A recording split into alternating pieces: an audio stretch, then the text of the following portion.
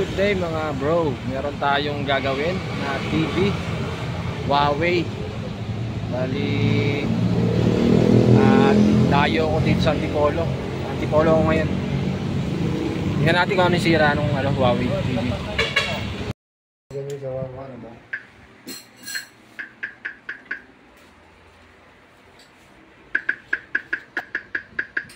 Ay, hindi lumiwanag siya. Meron na. Ayun, oh. Magana yung backlight. Sa screen nga po yan. Huawei 55. Ayan, oh. Kitang kita. Sa screen yung problema nito. Hindi mo na maba. Ganda rito, mano. Tumira. Dito tahimik na. Tahimik dito, oh. Ay, mayroon pang mga... Dito pag sanay ka sa squatter. Ito mga bro yung gagawin natin. Itong Huawei. Ayan, 55 KAN9LE.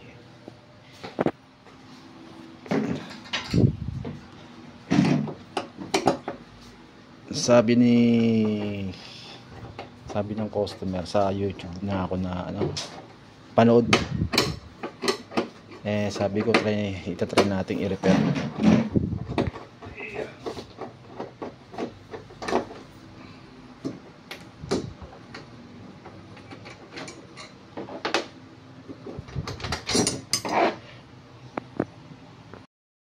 Ito mga bro yung loob ng TV. Ito yung T-Con. Kita nyo hindi pa siya nagagalaw ng ibang tech. Ito tayo gagalaw sa sa T-Con niya.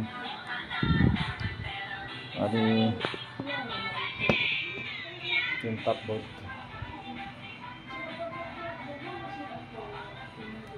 Dito kadalasan may problema sa right side eh. Tanggalin ko muna to. So hirap niyang baklasin pag bagong first time baklas to. Ang titigas ng screw niya.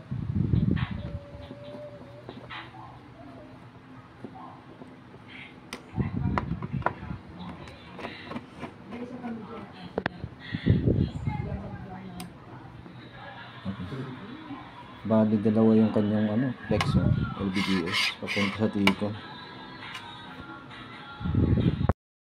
Ito mga bro, bali naka-on yung TV. Ayan. Ayan.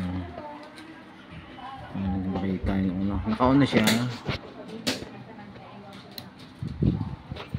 Ito yung ito yung BGL. Ayun, wala siyang voltahe. Dito sa BE niya.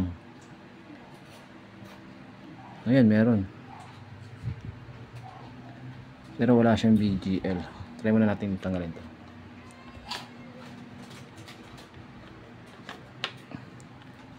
Palas tayo dito.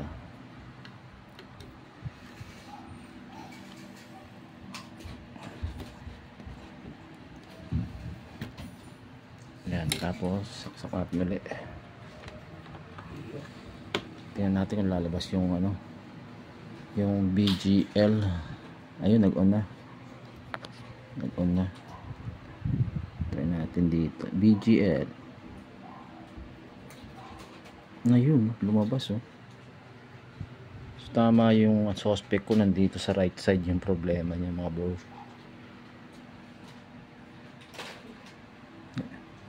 Malamang meron na rin tong display.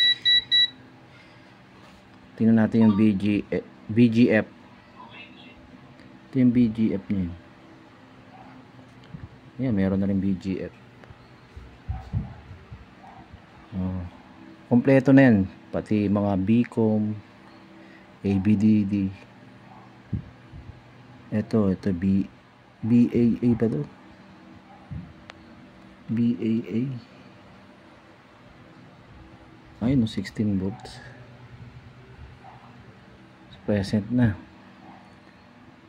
Ito yung BCC niya, BIN 11.9. So dito na tayo gagalaw guys sa kanyang right side. Check natin ito kung may mga voltahe itong mga clocking niya. Matin tester. Ito natin lagay yung tester para makita dito, no? Dito tayo sa unang resistor.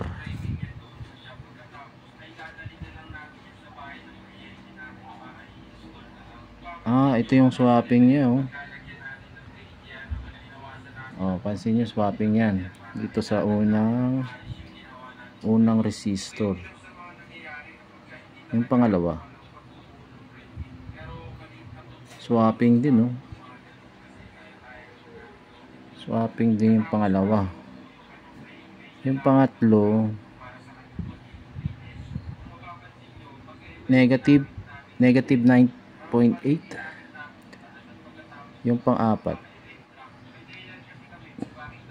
5.3 sunod 5.3 ulit 5.3 ulit 5.3 sunod na itong 5.3 na to. Ito wala. Ito walang voltahe ito. Ayun, meron pala yung dulo. Ayun. So hanapin natin kung saan yung bakit nagkaroon ng ano. Bali check ko muna guys yung mga SMD capacitor. Siyempre bago ang lahat, i-off muna natin. At kung bago lang kayo sa aking channel, huwag kalimutan mag-subscribe. Bukasin muna natin itong speaker. Ang ganda ng speaker niyan, laki guys. Ayun, no. Ang ganda ng tunog nito. Dito muna guys, unahin ko muna kung may mga SMD na shorted. Ito mga bro, testing natin yung mga SMD na capacitor to. Bali dito sa side na to. Ito wala mga problema to. But bali yung kabilang test pad natin ground. Ayan. Tingnan natin dito. Dito wala siyang problema. Yan ay mag-buzzer. Pag ginraw nyo, meron. Dito na nagkaroon ng problema eh. Dito sa portion na to. Dito wala. Dito nagkaroon ng problema. Yan, oh.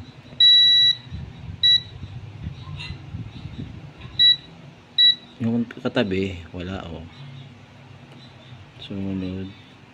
Bali isa, dalawa, ito,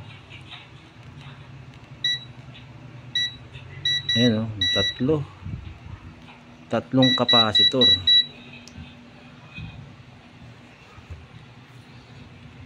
Ngayon ang uunahin natin syempre yung malapit sa sa tikon. Yan, check natin sa resistant tong yung unang na test natin, yung buzzer. Ito.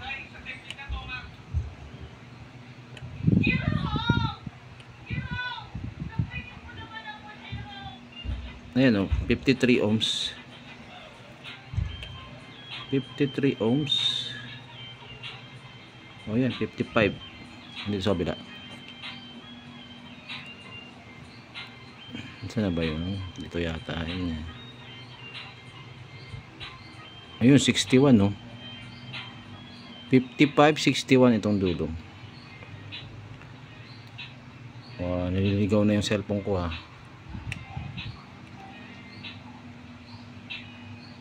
Ayan, no? 66, ito 65.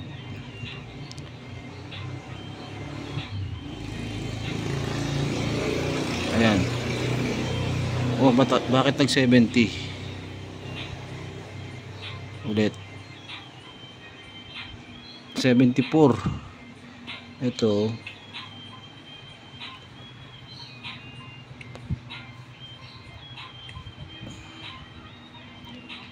Ito mataas, 82.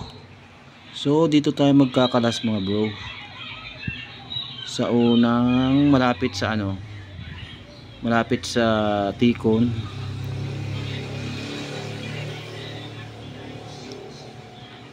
Ito talaga. O tumaas naman siya, 97. 97.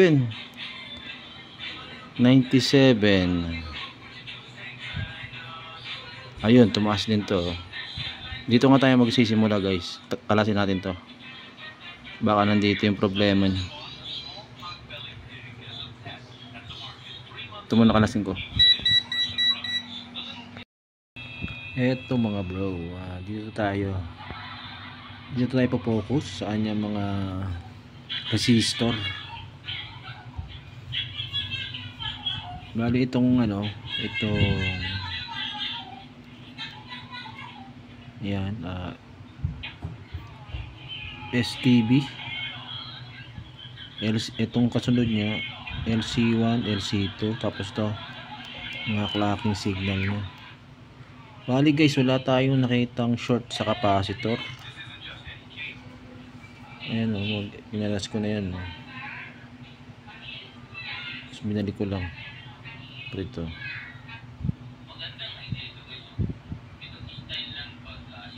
Hindi pala, ito pala itong dalawa sa dulo. Ito mga good siya.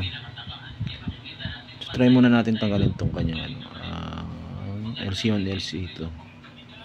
Ito muna, unahin ko LC1. Ito, balik tayo mga bro. Bali na pa-picture ko siya. Ito. Yan. Kaya lang makapal yung hairlines niya, no. Ngayon, pag nagbawas ka ng blocking, hindi niya mapa-on yung TV. Patay din yung ano, yung mga VGH saka VGL dito. Pag ninipisan mo ng ano, blocking. Kasi nagtry akong ano, manipis lang. Talagang yung VGH saka VGL ano lang eh. Wala lumalabas. Hello. So bali dito na lang tayo kung ano.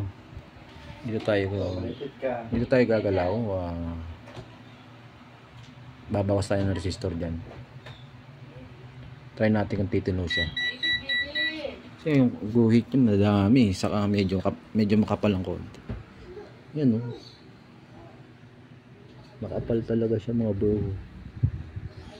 Yan o.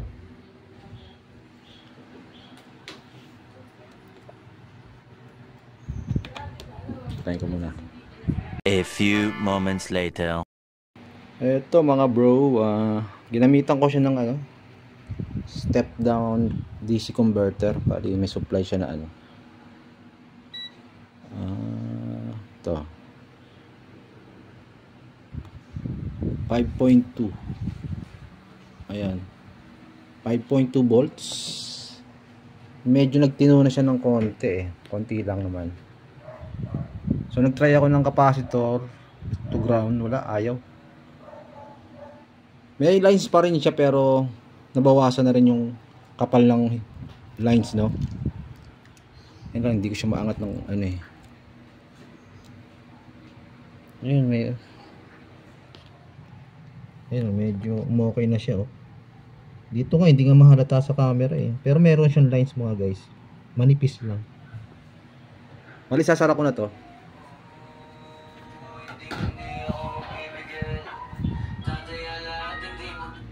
Ayan o.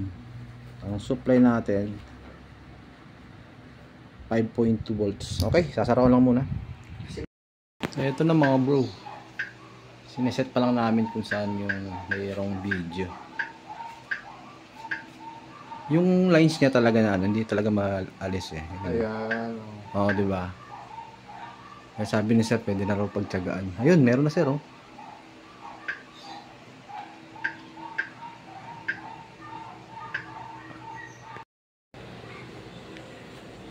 Ayan guys, okay na yung TV sir. Ayan, okay na. Targets ang sari-sari sarap. Mag-grab food. Starts at 99. Ayun, na natin. Ayan na guys. Ano tumagal? Okay. Tatagal naman yan. Depende sir sa gamit. Pag umagat hapon yung talaga masisira siya. Okay guys, hanggang dito na lang yung video natin. Thank you for watching.